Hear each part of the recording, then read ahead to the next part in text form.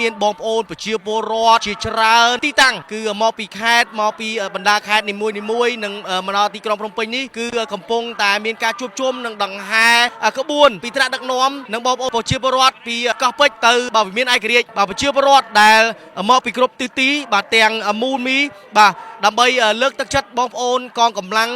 ដែលនៅជួរបន្ទាត់ព្រំដែនបាទគឺបានលើកទឹកចិត្តដល់វីរៈជនដែលគាត់កំពុងតែការពារបរណភាពទឹកដីនៅកម្ពុជាយើងខ្ញុំឃើញបងប្អូនមកច្រើនតាំងពីបលឹមហ្មងអត់មានអ្នកគេលេទេហើយខ្ញុំសប្បាយចិត្តដែលប្រជាជនខ្មែរយើងឥឡូវសាមគ្គីគ្នាខ្លាំងស្រឡាញ់គ្នាខ្លាំងហើយគាត់បានអញ្ជើញមកចូលរួមក្នុងការបង្ហាញក្តីស្រឡាញ់និងការថ្លែងអំណរគុណទៅកាន់បងតាហ៊ានដែលគាត់កំពុងនៅតាមជាដែនហើយខ្ញុំសង្ឃឹមណាស់រូបភាពនិងក្តីស្រឡាញ់ទាំងអស់នេះបានទៅដល់បងតាហ៊ានបងអូនជាចុងក្រោយនេះបងអូនមានអីអរគុណទៅដល់ឋានៈដឹកនាំនិងបងតាហ៊ានដែលនៅកងតបដែលគាត់នៅប្រចាំនៅផ្ទល់ដែនយើងជាដំបូងខ្ញុំអរគុណដល់បងកងទ័ពដែលគាត់មានទឹកចិត្តក្តីស្រឡាញ់និងភាពម៉ឺងម៉ាត់ក្នុងការការពារប្រទេសជាតិយើងហើយការពារប្រជាជនយើងចាហើយខ្ញុំសូមជូនពរឲ្យគាត់មានសុខភាពល្អរឹងមាំទាំងផ្លូវចិត្តនិងផ្លូវកាយដើម្បីយើងដើរទៅមុខទៀតចាបងអូនអរគុណដល់ក្តីគោរពអរគុណជំរាបសួរបងជំរុញទឹកចិត្តអ្វីបានបងមកដល់វិមានឯករាជ្យនេះពួកខ្ញុំមកនេះគឺមកដោយស្ម័គ្រចិត្តដោយនឹងដើម្បីគ្រប់គ្រងយុទ្ធសាស្ត្ររបស់រាជរដ្ឋាភិបាលដែលយើងនឹងយកបញ្ហាព្រំដែនយកទៅតុលាការអន្តរជាតិ ICJ បងមានអីអរគុណទៅដល់ឋានៈដឹកនាំជាតិយើងទេហើយក៏មានអីអរគុណទៅដល់បងវីរៈជនដែលគាត់ប្រចាំនៅទល់ដែនកម្ពុជាយើងមានអីអរគុណដល់ឋានៈដឹកនាំខ្លះទេបងយើងទាំងអស់គ្នាជាខ្មែរគឺយើងមានបេះដូងមួយជាថ្លុងមួយដើម្បីគ្រប់គ្រងហើយនឹងលើកទឹកចិត្តដល់វីរៈកងទ័ពដែលកំពុងតែឈរជើងត្រៀមការពារបូរណភាពទឹកដីរបស់យើងអញ្ចឹងយើងជាខ្មែរយើងប្រជាជនដែលនៅជួរមុខជួរក្រោយគឺយើងនៅតែគ្រប់គ្រងទាំងអស់គ្នាតាមការប៉ាន់ស្មានជាង 100000 នាក់នេះគឺយើងមកទាំងស្ម័គ្រចិត្តហើយមិនមែនការមកទាំងបង្ខិតបង្ខំឬមានលៀបចោះក្រងទុកមុនទេគឺយើងមកភ្លាមតែបងគឺមកទាំងស្ម័គ្រចិត្តហ្មងអាហារបំពន់ស៊ីបែប៉ារីជាប្រភេទអាហារបំពន់ដែលផលិតនៅប្រទេសបារាំងមានប្រសិទ្ធភាពខ្ពស់ក្នុងការដោះស្រាយបញ្ហាសុខភាពទាំងអ្នកមានសុខភាពទ្រុឌទ្រោមនិងអ្នកមានសុខភាពរឹងមាំក៏អាចពិសាបានព្រោះអាហារបំពន់ស៊ីបែប៉ារីមានសមត្ថភាពខ្ពស់ក្នុងការការពារការកើតជំងឺមហារីកកាត់បន្ថយដុំគីរដូវមុខមិនទៀងបញ្ហារោគស្ត្រីការពារការកើតជំងឺទឹកនោមផ្អែមដោះស្រាយបញ្ហាក្រពះពោះវៀនអស់កម្លាំងលហិតលហៃវិលមុខកោសខ្យល់ញឹកញាប់គិតច្រើនគេងមិនលក់ឈឺសន្លាក់លើឈាមលើជាតិខ្លាញ់អាស៊ីតឬដួងបាតនោមញឹកមេរោគក្នុងថ្លើមនិងអាចជួយសម្រួលបញ្ហាផ្សេងៗជាច្រើនទៀតទំនាក់ទំនងទិញតាមរយៈ Facebook Page ឬលេខទូរស័ព្ទខាងក្រោម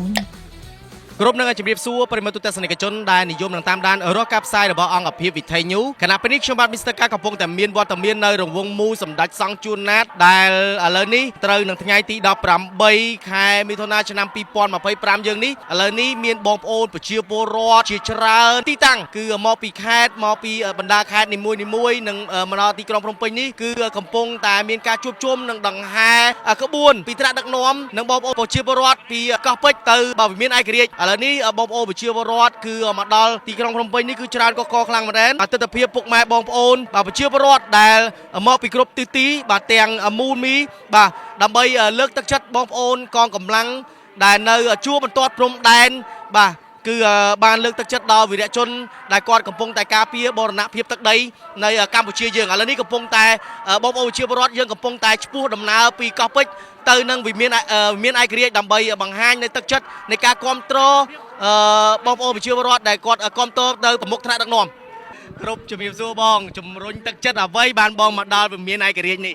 ពួកខ្ញុំមកនេះគឺមកដោយស្ម័គ្រចិត្តដោយនឹងដើម្បីគ្រប់គ្រងយុទ្ធសាស្ត្ររបស់រាជរដ្ឋាភិបាលដែលយើងនឹងយកបញ្ហា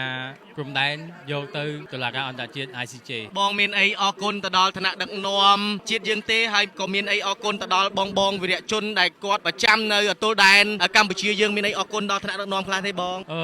យើងទាំងអស់គ្នាជាខ្មែរគឺយើងមានបេះដូងមួយជាថ្លុងមួយដើម្បីគ្រប់គ្រងហើយនឹងលើកទឹកចិត្តដល់វីរៈកងទ័ពដែលកំពុងតែឈរជើងត្រៀមការពារបូរណភាពទឹកដីរបស់យើងអញ្ចឹងយើងជាខ្មែរយើងប្រជាជនដែលនៅជួរមុខជួរក្រោយគឺយើងនៅតែគ្រប់គ្រងទាំងអស់គ្នាបាទបងមានអីអរគុណទៅដល់ឋានៈដឹកនាំដែលគាត់បានរៀបចំកម្មវិធីនេះឡើងទេបងក្នុងនាមជាពលរដ្ឋខ្មែរជានេះទាំងអស់គ្នាសូមអរគុណដល់រាជរដ្ឋាភិបាលដែលកម្មវិធីនេះតាមយើងដឹងគឺយើង ធ្វើប្រព្រឹត្តទៅភ្លាមតែម្ដងគឺมันបានគ្រងទុកទេហើយការចូលរួមដល់ច្រើនកុះកបតាមការប៉ាន់ស្មានជាង 100000 នាក់នេះគឺយើងមកទាំងស្ម័គ្រចិត្តហើយមិនមែនការមកទាំងបង្ខិតបង្ខំឬមានរៀបចំគ្រងទុកមុនទេគឺយើងមកភ្លាមតែម្ដងគឺមកទាំងស្ម័គ្រចិត្តហ្មងអធិស្ឋានបងខ្ញុំអាចសួរខាងក្រៅបានទេជាទូទៅបងរាល់ដងបងងើបម៉ោងប្រហែលហើយថ្ងៃនេះបងងើបម៉ោងប្រហែលទូទៅខ្ញុំងើបម៉ោង 5 កន្លះឬអាចម៉ោង 6ហើយតែសម្រាប់ថ្ងៃនេះខ្ញុំញាក់ពីម៉ោង 4ហើយខ្ញុំគេងម៉ោង 2នៅរៀបចំជាមួយនឹងការងារដែលត្រូវក្រសួងខាងខ្ញុំសសយុកខាងក្រសួងវិស័យព័ត៌មានដឹកនាំមកហ្នឹងគ្នាចូលទាំងថ្នាក់ដឹកនាំអាចចូល100នាក់ជាងអញ្ចឹងនៅរៀបចំក្នុងក្រុមមួយពួកគាត់ហើយ